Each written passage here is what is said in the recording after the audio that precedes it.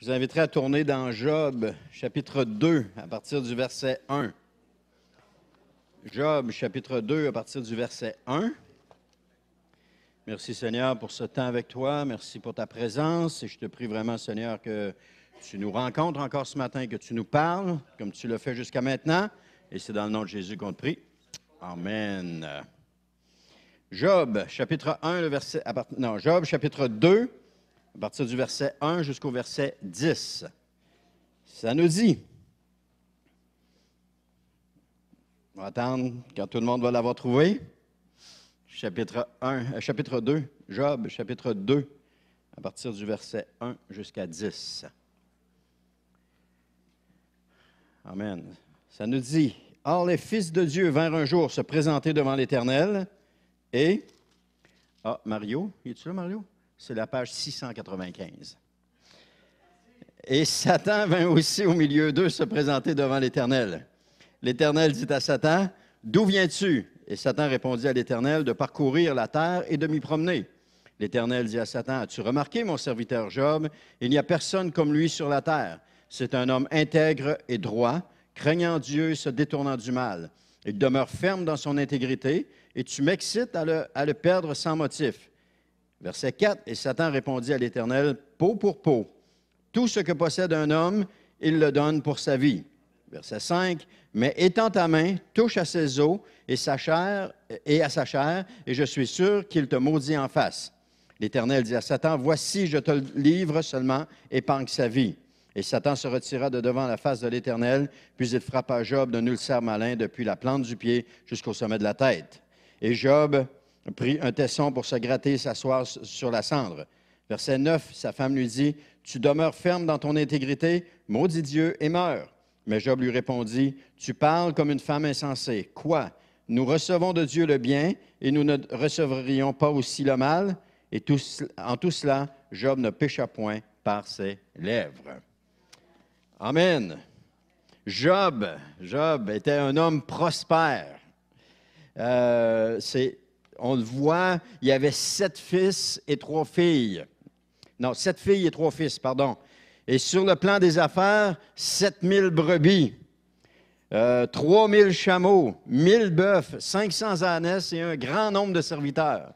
Donc, Job avait une business qui était prospère. Et il y avait une famille qui était en santé. Il y avait des bons liens. Parce qu'on voit dans la famille que les fils s'invitaient l'un et l'autre. Ils invitaient leur sœur pour un festin. Et dans tout cela, Job prenait le soin de purifier ses fils et ses filles parce qu'il ne voulait pas offenser Dieu d'aucune façon. Mais il y a un premier malheur qui s'abat sur Job. Écoutez bien, là.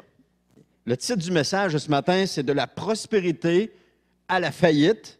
Un temps d'épreuve révélateur. En une journée, Job a perdu tout ce qu'il possédait. Ses fils, ses filles, sa business et ses serviteurs. Il a resté, si ma mémoire est bonne, 3 serviteurs qui sont revenus pour dire « Je me suis sauvé moi seul.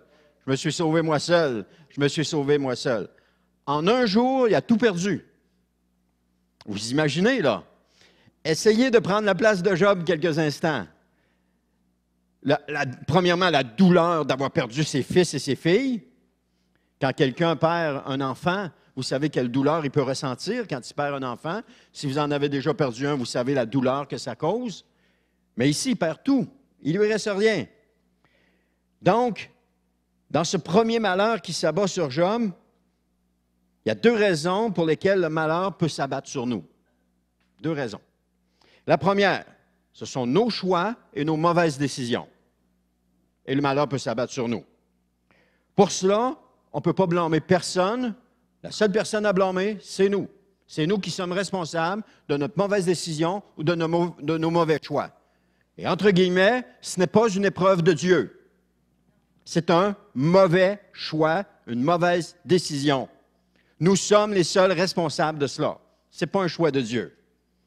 La deuxième, c'est lorsque Dieu permet que cela arrive. Et généralement, ce qui arrive, c'est une situation qui est hors de notre contrôle. Un décès d'un proche, une maladie, l'annonce d'une maladie, la perte d'un travail parce qu'il y a des coupures au milieu du travail et on perd notre travail, on se retrouve sans emploi. Des choses qui sont hors de notre contrôle.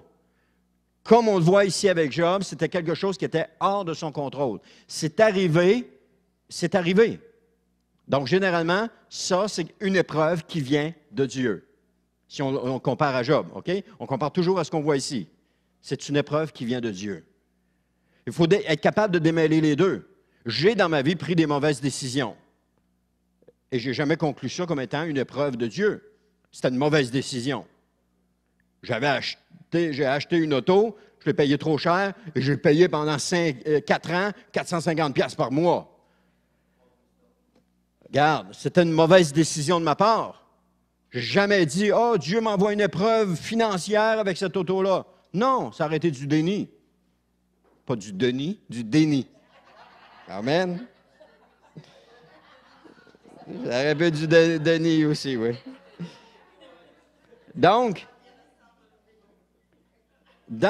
aussi dans l'épreuve, on peut voir, c'est que ce qu'on tente à faire comme être humain, c'est de vouloir s'en sortir à tout prix. C'est naturel. On veut s'en sortir. On n'est pas confortable dans une épreuve. Et là, je parle d'une épreuve qui vient de Dieu. On n'est pas confortable. Et là, on veut s'en sortir. Qu'est-ce qu'on fait? On court vers un, on court vers l'autre. Prie pour moi, donne-moi un conseil, dis-moi ceci, dis-moi cela. Comment je peux faire pour m'en sortir? Qu'est-ce qui arrive avec les autres? Les autres, ils te voient dans ta misère. Les amis de Job, ils l'ont vu dans sa misère. Qu'est-ce qu'ils voulaient? Sors-toi de là. C'est pas normal que tu sois malade, c'est pas normal que tu sois comme ça, Job. C'est parce que tu as péché, c'est pour ça que tu es comme ça. Repends-toi, sors de là, puis tu vas être correct. Ça, c'était les amis de Job. Des mauvais conseils. Des conseils purement humains. Pourquoi? Ils voyaient sa douleur. Ils sont restés assis, je pense, 3 jours sans dire un mot, une semaine. Sans dire un mot, ils voyaient sa douleur. Et qu'est-ce qu'ils voulaient faire? Le sortir de là. Le problème, c'est que lorsqu'on a une épreuve qui nous vient de Dieu, Job est un bel exemple là-dessus. On n'a pas à en sortir à tout prix. On doit la vivre. Oh là, aïe, aïe, là, tu me fais mal, là. On doit la vivre. Et si une épreuve vous atteint, le conseil que je peux vous donner, allez à Dieu en premier. En premier. Criez à Dieu. Crier, c'est une façon de parler. On dit crier à Dieu, mais c'est une façon de parler. Allez à Dieu et racontez-lui ce que vous vivez. Posez-lui des questions. Dites-lui ce que vous vivez. Si vous avez réellement une relation avec le Seigneur, vous allez l'entendre. Il va vous parler. Il va vous encourager. Peut-être qu'il ne dira rien aussi au début. Parce qu'avec Job, il n'a pas parlé. On voit pendant 30 quelques chapitres, il ne dit pas un mot. Job s'exprime en haut et en large. Mais quand Dieu parle, ça fait toute la différence. Alors, allez à Dieu. Courez pas vers un et vers l'autre pour aller chercher du réconfort et vous faire sortir d'où est-ce que vous êtes. Allez à Dieu. Parce que si ça vous arrive, c'est que Dieu a quelque chose. Est en train de faire quelque chose. Ça ne veut pas dire que tout le temps, quand il nous arrive une épreuve, que Dieu veut nous enseigner quelque chose, mais il est en train de faire quelque chose. Et si on veut se sortir de là à tout prix, on vivra rien. Ça va un peu avec ce que Audrey disait tout à l'heure. Les épreuves sont là, la souffrance est là pour nous aider à grandir. Alors l'épreuve est là pour nous aider à grandir, à faire de nous des hommes et des femmes de Dieu. Elle sert à cela, l'épreuve. Alors allez à Dieu. Vous savez, la parole de Dieu dit, parce que, c'est ça qui est important aussi, nous savons que les choses cachées appartiennent à l'Éternel. Dans Deutéronome, pas besoin de tourner, là. Dans Deutéronome 29, 29, ça nous dit, les choses cachées appartiennent à l'Éternel. Alors, si vous voulez savoir ce que vous vivez, allez à Dieu. Parce que les choses cachées qui vous sont inconnues appartiennent à l'Éternel. Et c'est lui qui a des réponses. Bien que les gens soient intentionnés, bien intentionnés autour de vous, ils n'ont pas les réponses. Alors, allez à Dieu. En tout premier lieu, allez à Dieu. Je connais quelqu'un ici dans cette église qui vit une situation vraiment particulière et quand je parle avec, il me dit toujours, écoute, le Seigneur me bénit dans tout ce que je vis. Il me bénit dans ce que je vis. Il me fortifie. Ce n'est pas une situation facile qu'il est en train de vivre. Et puis le Seigneur le bénit dans tout cela. Il dit, j'aimerais autre chose, mais c'est ce que j'ai pour le moment. Alors, il est comme Job. Il s'est assis sur la cendre, puis avec son grattoir, puis il patiente jusqu'à ce que Dieu intervienne. Jusqu'à ce que Dieu intervienne. Parce que Dieu intervient à un moment donné ou à un autre. Il intervient. Amen. Le temps est aussi notre meilleur allié. Parce qu'avec le temps, on est capable de décanter les choses, on est capable de laisser retomber les émotions, puis on est capable de réfléchir et d'avoir une vue qui est beaucoup plus réelle de ce que nous pouvons vivre. Le temps est notre meilleur allié. Prenons le temps de réfléchir à ce que nous vivons. Prenons le temps de demander à Dieu qu'est-ce qu'on est en train de vivre, qu'est-ce qui est en train de se passer. Je pense à Albert, par exemple, je pense à son exemple ce matin. Il se fait frapper par une auto dans un contexte difficile. Je suis certain qu'il y a mille et une questions dans sa tête. Pourquoi ça m'est arrivé à moi? Dieu a la réponse, Albert. Dieu a la réponse. Je ne sais pas comment il va te répondre, mais il a la réponse. Dieu, parce que c'est quelque chose hors de son contrôle. Enlisé dans un banc de neige, frappé par une auto, etc. C'est quelque chose hors de son contrôle. C'est une épreuve que lui et sa famille sont en train de vivre présentement. Donc, vous voyez, ça vient de l'extérieur. C'est comme ça. Amen. Alors, le temps est notre meilleur allié. De plus, comme chrétien, un minimum de connaissances est requise. Tout chrétien devrait désirer ardemment le lait spirituel, nous dit 1 Pierre 2,2. J'ai 56 ans. Donc, Roberto est né la même année que moi, mais juste un petit peu plus vieux que moi. Donc, ça peut vous donner une idée de son réel âge. Donc, tout chrétien doit désirer le lait spirituel. C'est ça que je disais. J'ai 56 ans et mon corps demande encore du lait. Est-ce que c'est mal que mon corps demande du lait? Certains vont dire, oui, c'est mal parce que tu ne dois plus boire de lait à ton âge. Mais au contraire, le lait fournit le calcium pour nos os. Lorsque les enfants, lorsque les enfants grandissent, ils ont besoin de calcium pour leur développement, le développement de leurs os. Donc, le lait fournit le calcium. Rendu à mon âge, ils en ont besoin pour les empêcher de se dégrader. Fait qu'ils ont toujours besoin de lait. Est-ce que je me prive de cela? Non, j'en prends. Donc, on a besoin aussi de lait spirituel. Notre âme a besoin de lait pour nourrir de calcium spirituel ses os spirituels. Donc, le lait spirituel, c'est quoi? C'est la parole de Dieu. Alors, quand je dis un minimum de connaissances est requise, c'est qu'on a commencé les cours Vie nouvelle, et dans ces cours-là, on permet à des gens de grandir, de développer une relation avec Dieu, d'avoir des connaissances de base de la parole de Dieu. Et je ne crois pas que personne pourrait se passer de cela, même les plus vieux. Je m'adresse aussi aux plus vieux. Pourquoi? Parce que ces cours-là nous rappellent, lorsqu'on est venu au Seigneur, nous rappellent les choses de base. Les joueurs de hockey, par exemple, ou les joueurs de baseball, les joueurs d'un sport professionnel pratiquent toujours les jeux de base. Il n'y en a pas un qui est arrivé et dit « Ah, j'ai plus besoin de ça, moi, je suis un pro maintenant. » Non, ils continuent de pratiquer encore et encore les jeux de base, tout le temps. Ils n'arrêtent jamais. Nous, chrétiens, « Ah non, j'ai plus besoin de ça, moi. Oh, ben non. Hey, ça fait 10 ans, 15 ans, 20 ans, 30 ans, 40 ans, 50 ans que je suis dans le Seigneur. Je connais tout. J'ai plus besoin de ça. » Mais c'est faux. C'est un faux raisonnement. Parce qu'on a encore besoin de ça. On a besoin du lait spirituel. Même rendu à 50 ans de vie chrétienne, on a besoin de nourrir notre âme de lait spirituel. Et ces choses de base-là, je suis certain que si vous commenciez ces cours-là, vous diriez « Oh, mais j'avais oublié ça. Oh, j'ai jamais connu ça. » Effectivement. Parce qu'on vient à l'église une fois par semaine, et là, on pousse. On pousse croche, comme ça. Et puis, on s'en va de même. Puis là, on est sûr qu'on est correct, là. On s'en va de même. Hein? La boîte à mal, c'est ça. On s'en va de même, puis de temps en temps, le petit drapeau fait ça de même en bas, là. Mais on pousse croche. Et puis là, il n'y a rien pour nous ramener Donc, on continue de pousser croche. Vous voyez des arbres qui sont croches. Qu'est-ce que le propriétaire d'un arbre qui pousse croche fait? Il va accrocher une corde, il va le tirer, puis il va mettre un piquet solide pour que l'arbre reprenne du droit. Les cours spirituels pour les nouveaux, c'est ce qui permet de pousser droit. Et on dit cours spirituels pour les nouveaux, même les plus vieux. Si vous vous asseyez autour d'une table avec d'autres personnes pour discuter autour de ces cours-là, vous allez apprendre des choses extraordinaires. Moi, j'apprends en les donnant. C'est extraordinaire. Je vis des choses extraordinaires en les donnant. Alors, c'est bon pour chacun de nous, pour nourrir notre âme spirituelle. Et si quelqu'un dit « Oh non, moi, je n'ai pas besoin de ça », mauvaise réponse. On a tous besoin de cela. Parce que le jour où tu dis « je n'ai pas besoin de ça », c'est parce que tu en as vraiment besoin. Vraiment besoin.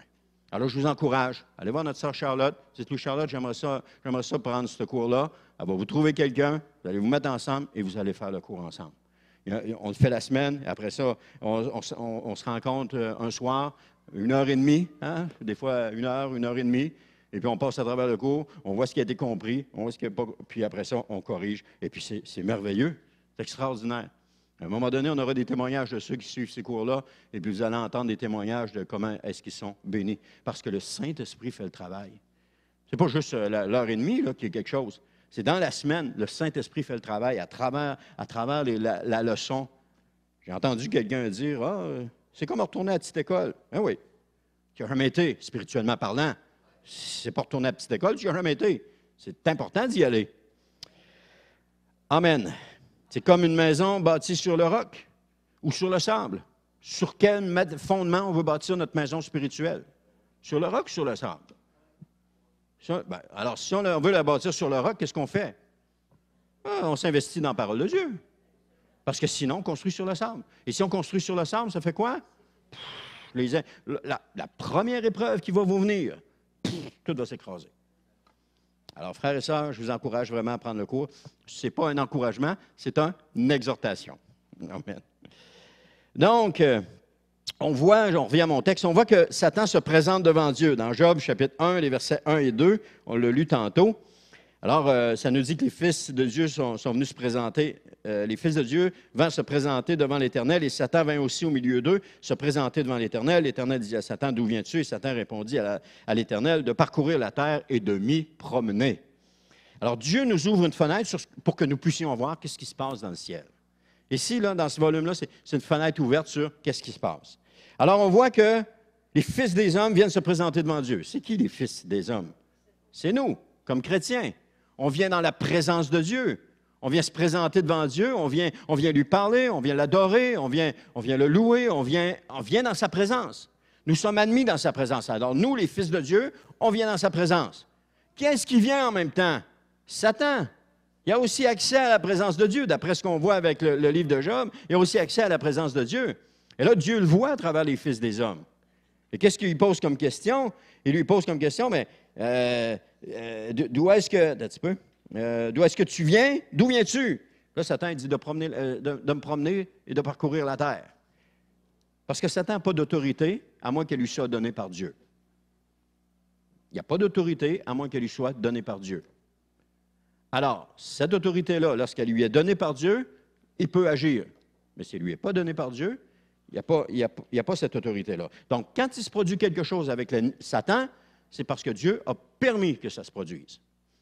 Alors, si vous êtes attaqué par l'ennemi, c'est parce que Dieu a produit. Qu'est-ce que ça veut dire? Je dois à Dieu.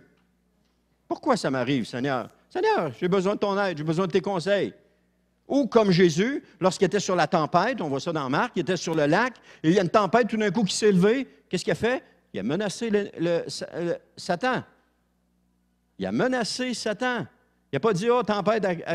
Pourquoi il a menacé Satan? Parce qu'il savait que ce qui se passait venait de Satan. Si ça avait été les éléments naturels d'un vent tout simplement qui se lève, il aurait chassé, il aurait parlé aux éléments naturels. Mais là, il a parlé à Satan. Alors, il savait que ça venait. Et si Satan agit comme ça, c'est parce que Dieu avait permis que ça agisse de même. Alors, ça, c'est ce qu'on voit par rapport avec le livre de Job. Donc, Satan n'a pas autorité, sauf si elle lui est donnée par l'Éternel. On voit ça dans Job 2.3. Là, il y a une conversation entre l'Éternel et « As-tu remarqué mon serviteur Job? Il n'y a personne comme lui sur la terre. Il est un homme intègre et toi. Il se détourne du mal. Il demeure ferme dans son intégrité. » Et là, l'Éternel dit « Tu m'excites à le perdre. » Donc, Satan voulait essayait d'avoir quelque chose pour Job parce qu'il voyait son intégrité. Le malheur atteint souvent le juste, mais l'Éternel en délivre toujours. Amen. Le malheur atteint souvent le juste. Si vous êtes dans une situation difficile, le malheur atteint souvent le juste. C'est un passage que vous pouvez vous citer et vous remémorer. Et l'Éternel en délivre toujours. Il y a une promesse avec ce passage-là. L'Éternel en délivre toujours. Le malheur atteint souvent le juste, mais l'Éternel en délivre toujours. C'est dans un psaume. Donc, ce qu'on voit, c'est que Satan vient chercher l'autorité pour détruire Job. Il vient chercher auprès de Dieu l'autorité pour le détruire. Mais Dieu aime son serviteur, Job. Il montre comment il est intègre, comment il est droit, mais Dieu ne veut pas que son serviteur soit détruit. Donc, le malheur atteint le juste et l'Éternel va l'en délivrer. OK? L'Éternel a blessé, puis l'Éternel va aussi penser. L'Éternel a donné, l'Éternel a repris, que le nom de l'Éternel soit glorifié. Vous voyez que c'est pas juste un passage, ça va tout ensemble. C'est lui qui blesse et c'est lui qui pense la blessure. C'est ce qu'il a fait avec le peuple d'Israël, c'est ce qu'il a fait avec Jérusalem, et c'est lui qui a blessé, mais c'est lui qui a pensé la blessure par après. Donc, ce qui nous arrive, amen, allons à Dieu. Alors, Satan vient chercher l'autorité. On voit ça dans le passage, dans les versets 4 et 5. « Et Satan répondit à l'Éternel, peau pour peau, tout ce que possède un homme, il le donne pour sa vie, mais étends ta main, touche à ses os et à sa chair, et je suis sûr qu'il te maudit en face. » Ah, je suis certain de ça. Mais Dieu connaissait son serviteur.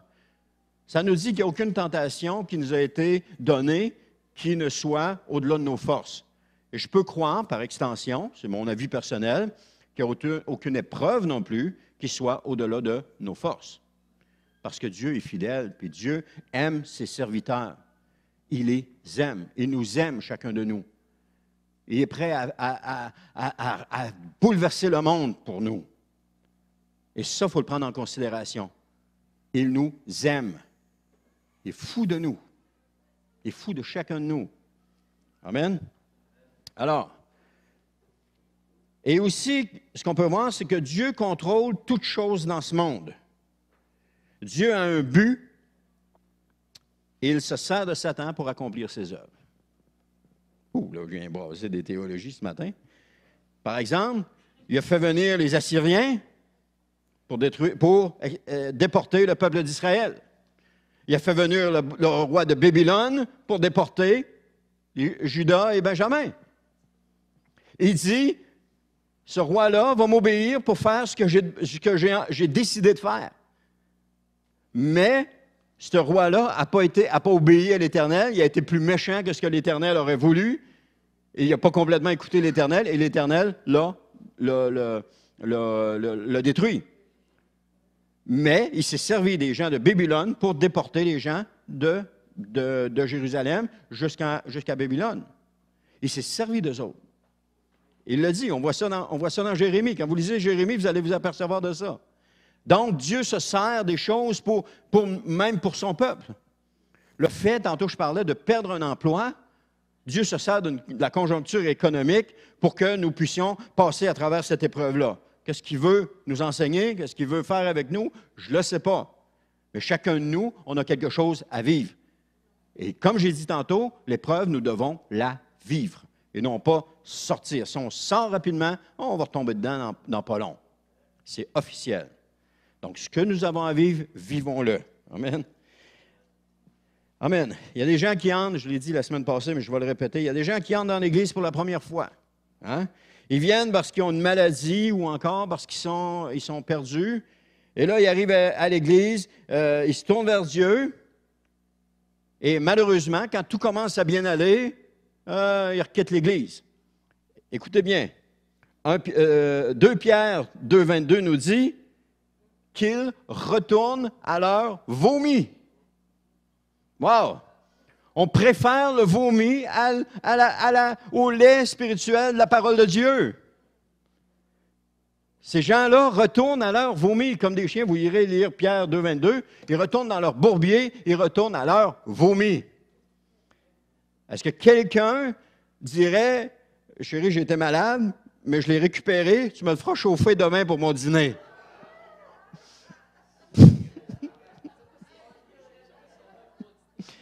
Il y en a qui commencent à avoir mal au cœur, là.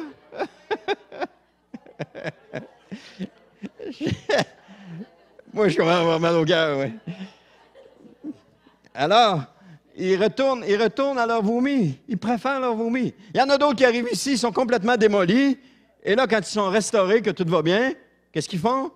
Ils retournent à leur vomi. Alors, on voit les deux. Et vous connaissez tous des gens qui sont venus ici un bout de temps, puis après qu'ils ont été restaurés ou après qu'ils ont eu connu Dieu, ils sont retournés à leur vomi. Pourquoi est-ce qu'ils préfèrent leur vomi?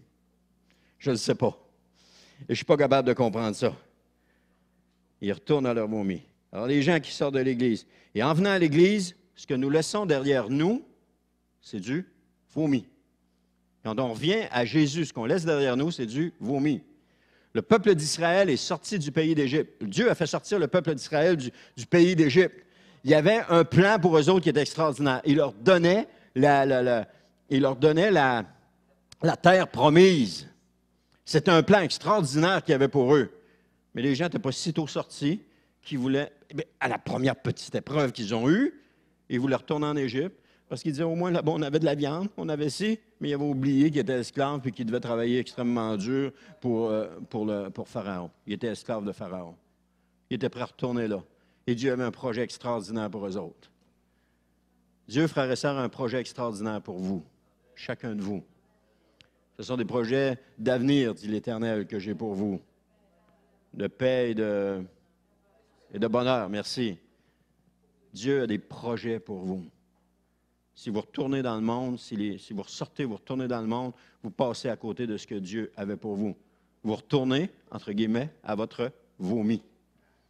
C'est rien d'autre que ça. Donc, en venant à l'Église, ce qu'on laisse derrière nous, c'est du vomi.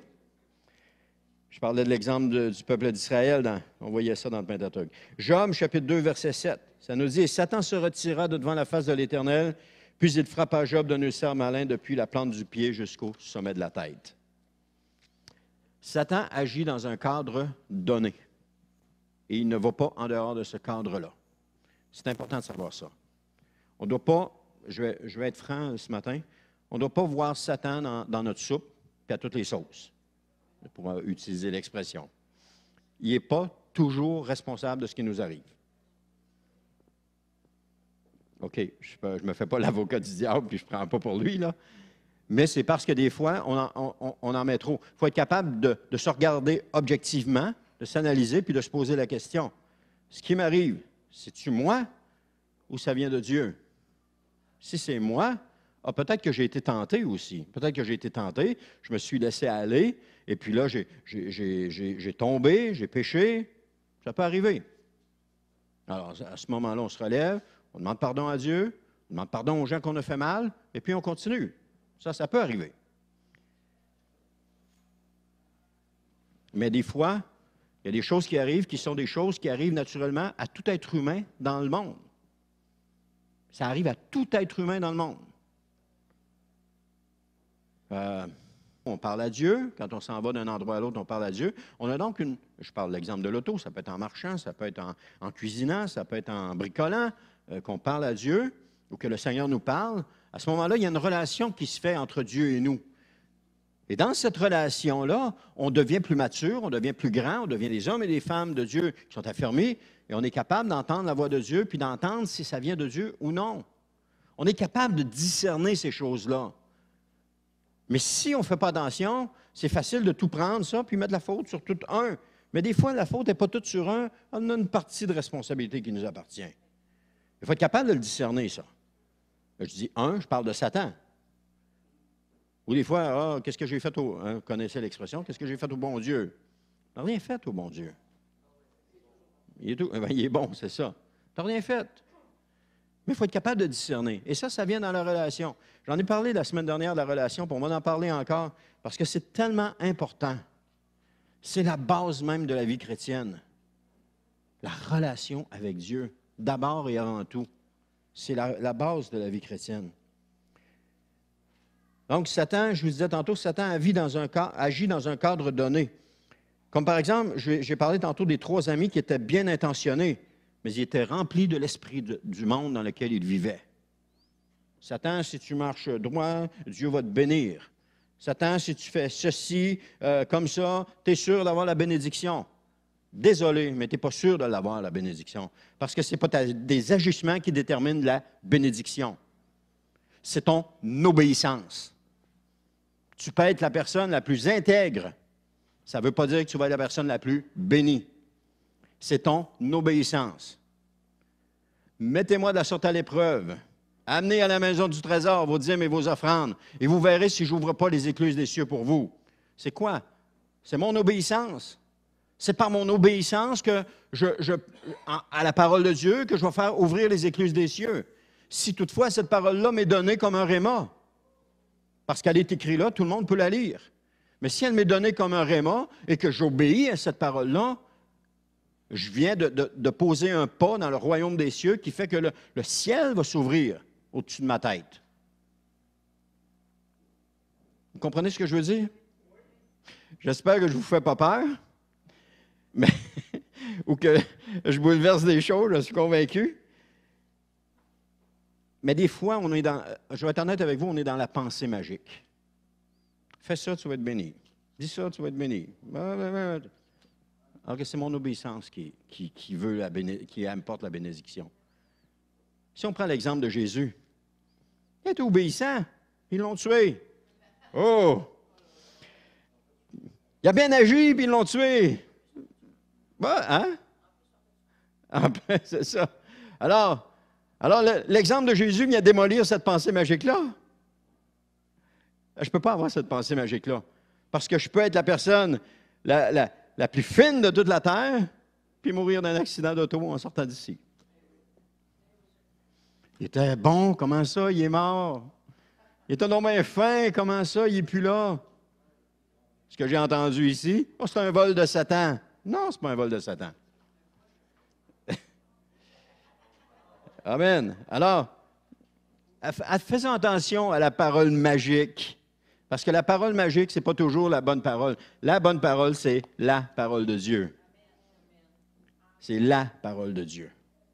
Quand Dieu parle dans sa parole, qui nous instruit, qui nous enseigne, qui nous conduit. Je me souviens une fois, j'achève là, il y a une fois, on était à l'ancienne Lorette et puis il y avait une épidémie à la polyvalente de méningite.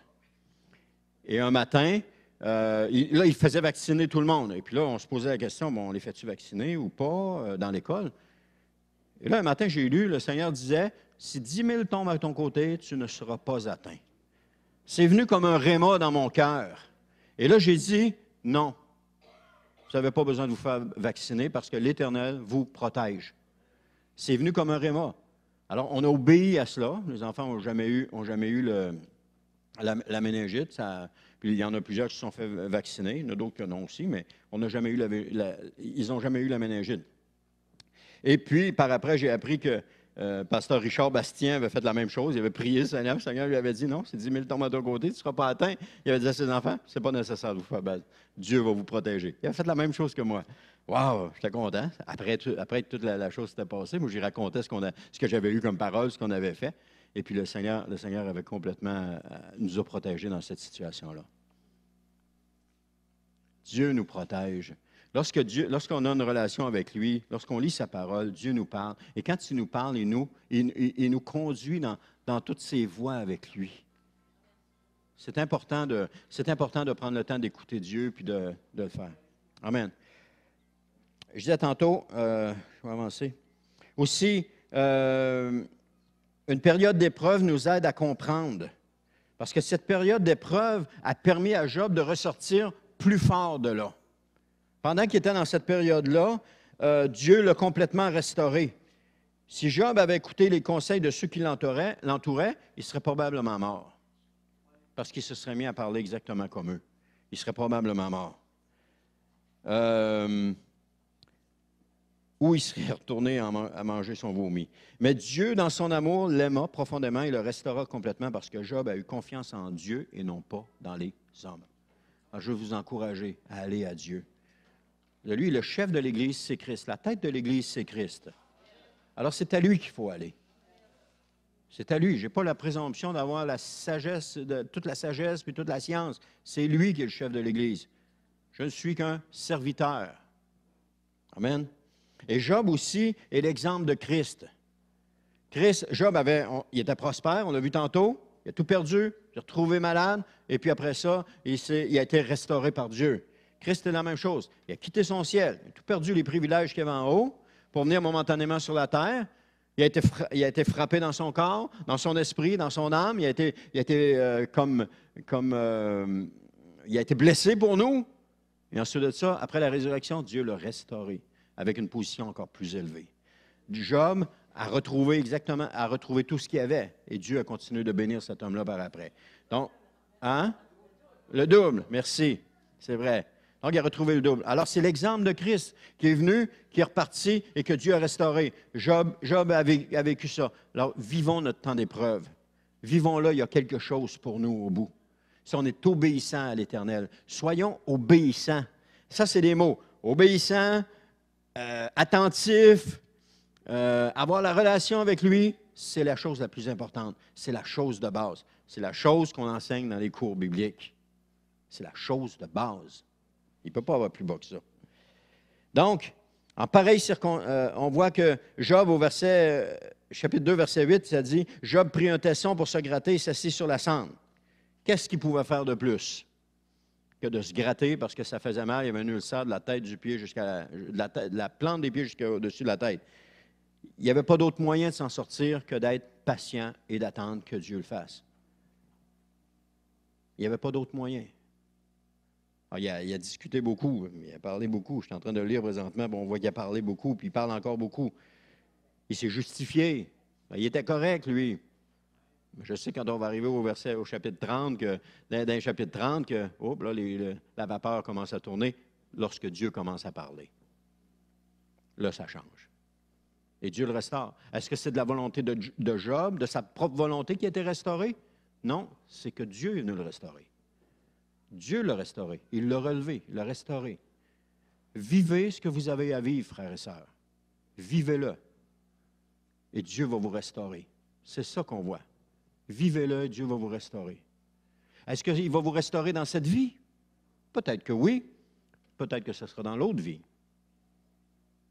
Il faut se garder faut se garder une porte de sortie. Mais peut-être qu'il va vous restaurer dans l'autre vie. Alors que quelqu'un était malade sur son lit d'hôpital, un autre a reçu une parole, il y en a qui connaissent ces gens-là, un autre a reçu une parole, il ne mourra point, il vivra. Il a pris cette parole-là au pied de la lettre. Il ne mourra pas, il vivra. Ils sont allés à l'hôpital, il était sûr qu'il ne mourrait pas, qu'il allait vivre. Mais il est mort. Oh là, d'abord, Seigneur, tu me dis qu'il ne mourrait pas, il allait vivre. Dieu parlait spirituellement. Lui, il l'a interprété physiquement. Mais Dieu parlait spirituellement. Ce qui donnait la consolation. Cette personne-là, elle n'est pas morte, elle est dans la présence de Dieu aujourd'hui et elle va vivre pour l'éternité. Ça donnait la consolation. On a besoin de ça aussi. On a besoin de ça. Donc, agissons comme des hommes et des femmes de Dieu qui sont matures. Marchons dans toute maturité.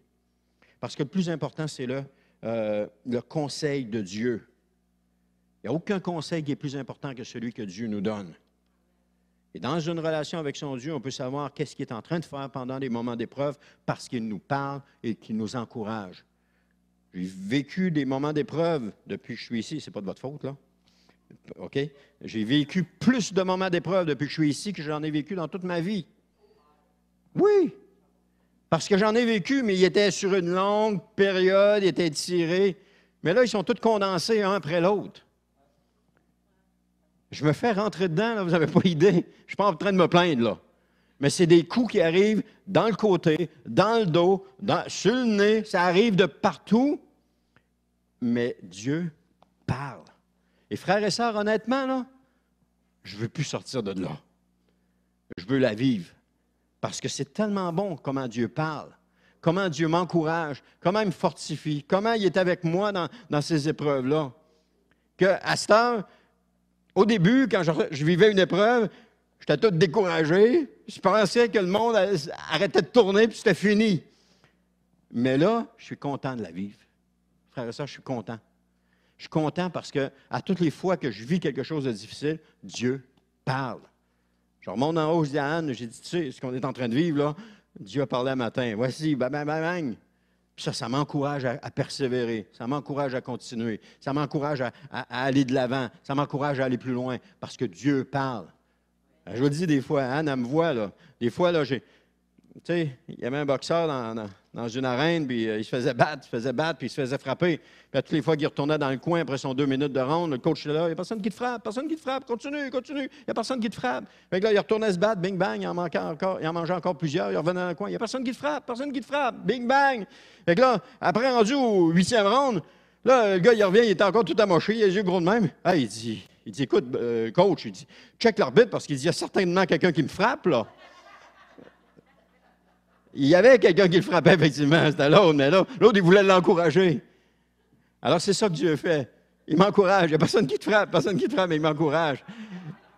Mais il m'encourage à persévérer, il m'encourage à avancer et à aller plus loin dans cela. Il est en train de changer mon caractère présentement, là. Ça ne paraît pas, là, mais il est en train de transformer mon caractère. Mais, c'est pour ça que je dis, des fois, je reçois des coups là, d'un côté, dans le dos, sur le nez. C'est parce qu'il est en train de changer mon caractère. Il faut que j'apprenne comme un boxeur dans une arène, à esquiver les coups. Il faut que j'apprenne, j'ai 2 choses à apprendre. Mais Dieu, à les endurer aussi, mais Dieu est en train de le faire. Et c'est tellement bénissant de voir l'encouragement qui ressort de la parole de Dieu à toutes les semaines, à toutes les fois que je vis quelque chose. C'est tellement bénissant que je souhaite que vous viviez ces moments-là. Voilà. Je souhaite que vous viviez des moments d'épreuve, mais que vous vous tourniez vers la parole de Dieu. Hein? Parce que quand il vous reste juste la parole de Dieu pour vous appuyer, c'est là qu'on découvre le vrai Dieu. C'est là qu'on découvre notre vrai Seigneur. C'est là qu'on va puiser notre force. C'est là qu'on va être complètement là, rempli de sa présence. Est-ce que ça arrête l'extérieur? Non, on continue d'être encore dans l'épreuve. Mais sa présence est encore plus là. La personne que je vous parlais tantôt qui vit l'épreuve, il vit dans la présence de Dieu. Il vit dans sa présence malgré l'épreuve qu'il est en train de vivre, qui le déchire, qui lui fait mal. Et tout ça, ça se passe au niveau spirituel. L'épreuve est dans le physique, mais elle le déchire, mais en même temps, elle l'étire. Elle le fait maturer, devenir plus grand. Elle le fait se tourner vers son Dieu. Elle le fait devenir un homme mature en Christ. Et il me disait, c'est tellement bon comment Dieu s'occupe de moi. Et tous ceux qui ont passé des moments d'épreuve, qui l'ont passé avec Dieu, Dieu s'est occupé d'eux et il ne les a jamais abandonnés. Alors, ma prière pour vous, frères et sœurs, Seigneur, bénis-les d'une épreuve. Amen.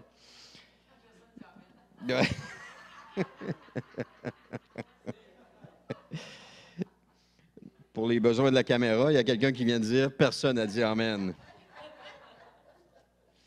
Alors, ce que nous recevons de Dieu, mais Job lui répondit, tu parles comme une femme insensée, il parle à sa femme, quoi ne recevons-nous pas le bien de Dieu, le bien, et nous ne recevrions pas aussi le mal? En tout cela, Job ne pécha point de ses lèvres. Juste ce verset-là parle de lui-même.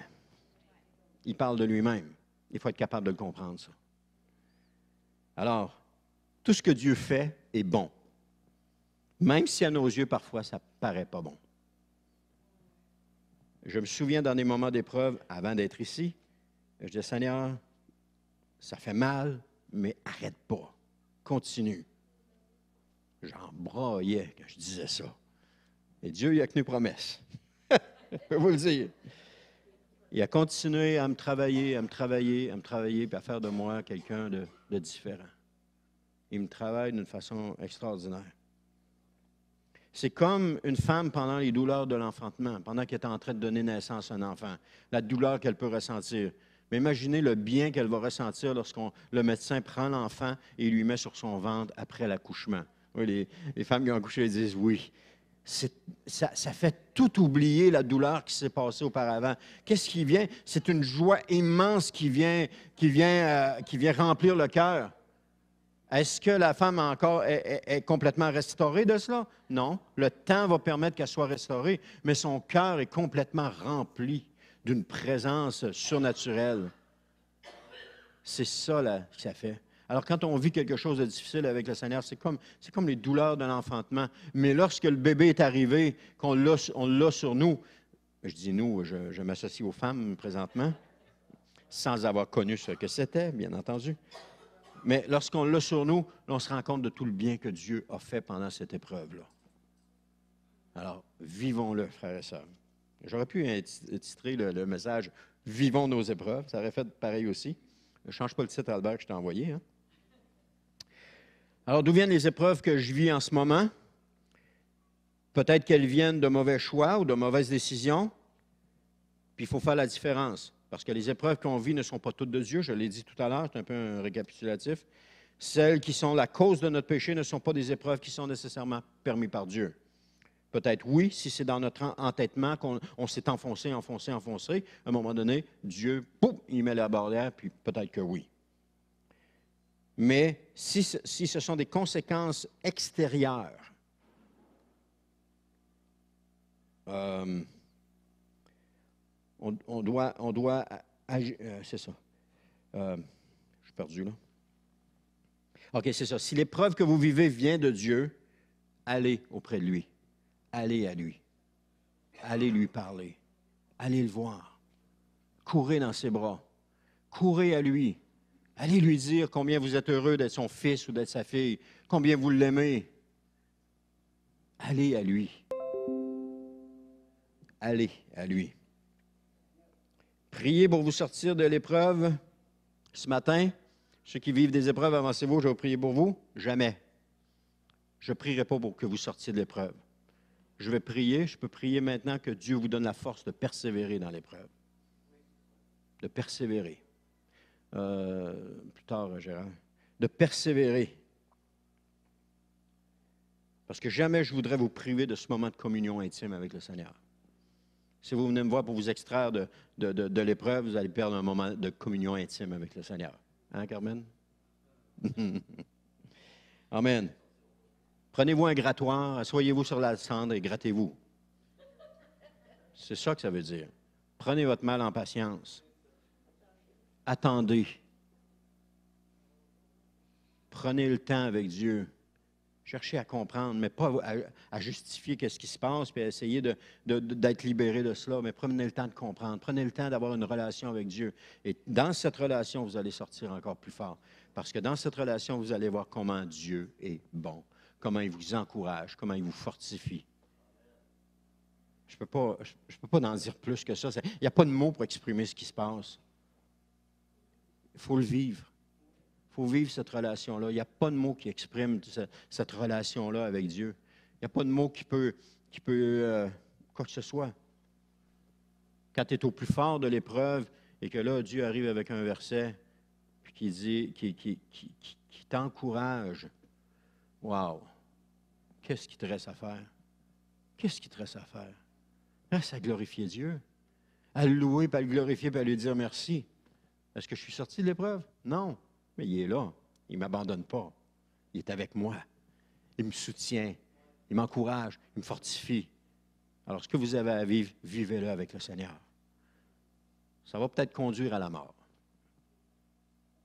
Mais vous allez avoir la vie. Amen. Il y en a qui vont dire, oui, pasteur, il n'est pas très encourageant un matin. Oui, c'est encourageant.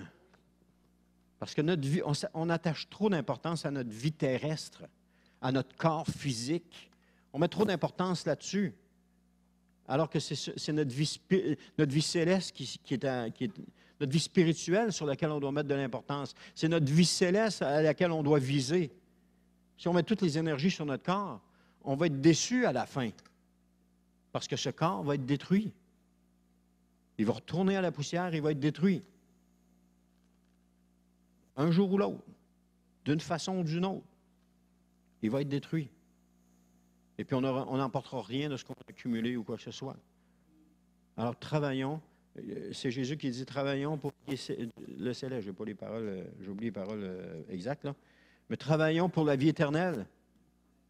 Travaillons pour les cieux. Travaillons pour lui.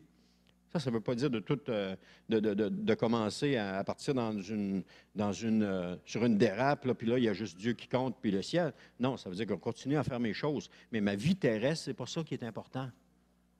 Mon corps, ce n'est pas ça qui est important. Ce qui est important, c'est ma relation avec Dieu. Cherchez premièrement le royaume et la justice de Dieu et toutes ces choses vous seront données par-dessus. C'était dans les inquiétudes il y a quelques semaines. Je n'ai pas besoin. Je cherche le royaume de Dieu, je cherche sa présence, je cherche son soutien, je cherche son aide. Il est un père, mais un père parfait. Il est quelqu'un, il est un conseiller, mais un conseiller parfait. Il est un ami, mais un ami parfait. Mais il est celui vers qui on se tourne, puis qu'on va chérir, puis qu'on va aimer, qu'on va serrer, spirituellement parlant, dans nos bras, puis qu'on va lui dire, « Papa, je t'aime. J'avais besoin d'être dans ta présence aujourd'hui, au lieu de le fuir, puis de faire nos affaires tout seul. » Amen. Merci, Seigneur, pour cette présence ce matin. Merci, Seigneur, pour ce message que tu m'as donné. Merci pour ce que tu m'as appris en me donnant ce message cette semaine dans lequel j'étais béni, Seigneur, de recevoir cela. Et Seigneur, je te prie, Seigneur, que mes frères et sœurs soient aussi bénis que je l'ai été, Seigneur, et qu'ils puissent assimiler ce message, Seigneur, peut-être en le réécoutant à travers le site Internet, mais d'être bénis par ce message en recevant ce que tu as pour eux. Parce que, Seigneur, tu as parlé à notre cœur ce matin.